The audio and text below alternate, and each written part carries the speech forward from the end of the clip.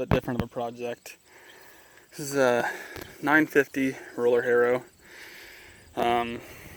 Rear gang bearings. They're actually fairly simple. Including this rod that goes the whole way through. I think this is an 18-footer. And, well, these two rear gangs are actually two separate pieces, just one long rod that goes through them. It's pretty simple.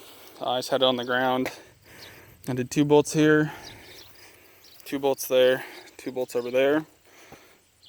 Drop it on the ground. I also removed the back scraper piece, which was 1, 2, 3, 4, 5, 6 bolts. And the absolute worst part was getting this entire rod out. What I did is I broke everything loose there. Then I took off that rear, or the last roller piece. Use that as a slide hammer. Just keep hitting it the whole way back. Took a little over an hour just to do that, but got it out. And now I'm just putting it all back together. Thing I noticed is would have been better for me to take note of is how this thing is with bearing, spacer, square washer, same thing on this end. Square washer on the outside of the normal washers, spacer, bearing. And that's pretty much it. And then I'll put it back in. This bearing's still good, so it's going to go back on. Plus, it'll be easy to change if we need to in the future.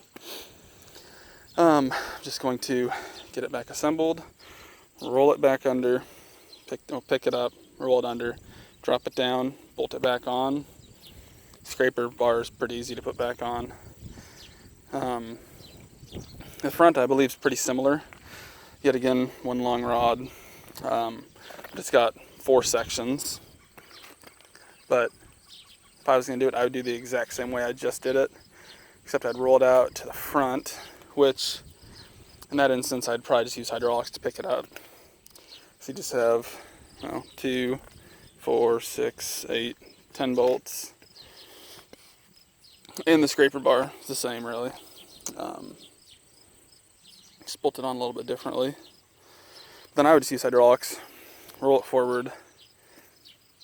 Once you get it past that front bar, then I'd probably just sit her back down and then roll it ahead up to this jack, put a jack back there, jack that up, remove that jack, roll it out the rest of the way, tear it apart, Same basic concept, nothing too wild.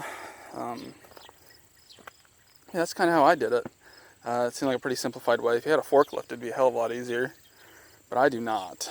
I'm out here with tools that are in my truck and my jack. And that's what I got. Just helping some people out with this one. And imagine most guys don't want to take these into deer and have this done, because let's be honest, this is... I'll probably put 4, if not 5 hours into this. With deer, let's say you get a cheaper shop rate at $100 an hour. There's about $500, plus the bearings and stuff are not cheap. I think the housings alone for like that little housing right there was about $200, and there's 2 of them on here. So you'd put well over $1,000 into this if you took it into deer, which is why I fully understand why a lot of guys work on their own things. So if you want to do this a little bit cheaper and if you got the time to do it, I recommend doing it this way. You don't need a big fancy shop to do a lot of these things. You just need some time, which right now it's actually harvest time, so a lot of guys don't have a lot of time. So that's kind of why I'm out here helping out. So it's pretty much the gist of it. Probably won't have another video of it together, because it's just going to look like that. But yeah, if you ever have trouble, getting this thing apart, that's the most simple way I found to do it. Like I said, once I'm done, I'm just going to use my normal car jack, lift up one side, set it down, bolt it on, probably try to do the middle at the same time I do one of the 2 sides, or I'll just put my jack in the center. It doesn't matter. But I just need to be able to get my jack out, which I learned when I set this thing down. I thought there'd be enough front weight that it would not lean back, but it did pretty hard, actually. I'm assuming it hit those tires and used them as a pendulum and dropped down the back, which still surprised me because it's not a lot of weight back here. But yeah, if anyone ever needs to do that, that's kind of how I would do it. I probably could have let the jack down in the front, and the excess weight of the tongue might have helped pull it all down, but figured I had blocks, let's just block it up. I know my blocks does not look the safest. That is one thing I would recommend if anyone else were to do this, is use jack stands of some type. Luckily I knew I wasn't going to be around this. No one's going to touch it. Basically, I made sure I had all the parts prior to doing this so that it wouldn't be sitting here like this for weeks, unsafe.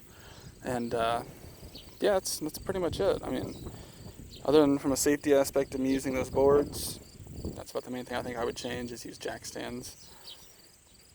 Even then you have to be safe because it is going to be angled and you don't want it to just roll forward and tip off your jack stand. So I mean, maybe also chalk your tires then too.